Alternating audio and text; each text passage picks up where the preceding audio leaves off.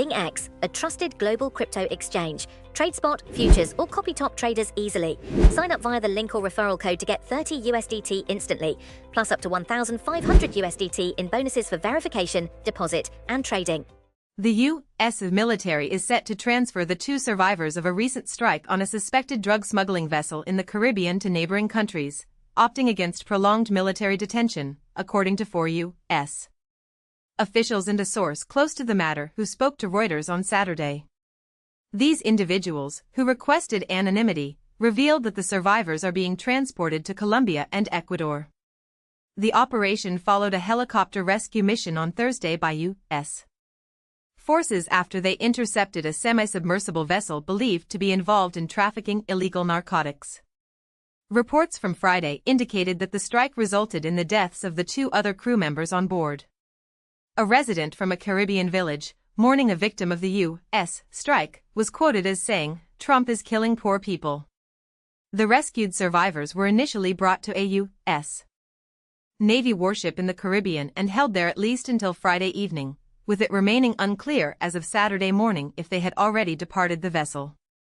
U.S. officials, speaking anonymously, anticipated that the survivors would ultimately be repatriated to their home countries.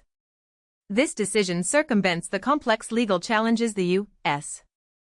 military would face in detaining suspected drug traffickers, as their alleged offenses do not clearly fit within the established framework of the laws of war, according to legal experts. Earlier, on Friday, President Trump had described the target as a drug-carrying submarine built specifically for the transportation of massive amounts of drugs, though he offered no specifics regarding the number of casualties or survivors. The Pentagon has yet to release any details concerning the attack and did not immediately respond to inquiries. Similarly, the White House remained unavailable for comment. This latest strike follows a series of previous operations where the Trump administration claimed 27 individuals were killed, sparking concerns among some legal scholars and Democratic lawmakers regarding compliance with the laws of war. These actions are occurring amidst a significant U.S. military deployment in the Caribbean, which includes guided missile destroyers, F-35 fighter jets, a nuclear submarine, and approximately 6,500 troops, as President Trump intensifies pressure on the Venezuelan government.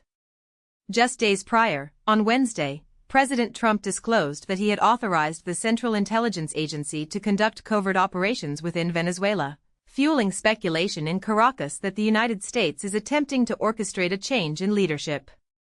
Venezuelan President Nicolas Maduro has consistently denied any links to drug smuggling and has condemned the U.S. maritime strikes, asserting they are a thinly veiled pretext for regime change and a clear violation of Venezuelan sovereignty and international law. In a letter submitted this week to the United Nations 15-member Security Council, and seen by Reuters, Venezuela's UN ambassador, Samuel Moncada, formally requested a UN declaration deeming the U.S. strikes off the Venezuelan coast as illegal and a statement reinforcing Venezuela's territorial sovereignty. The unfolding situation highlights the escalating tensions and complex geopolitical dynamics at play in the region, with significant implications for international law and regional stability. The U.S.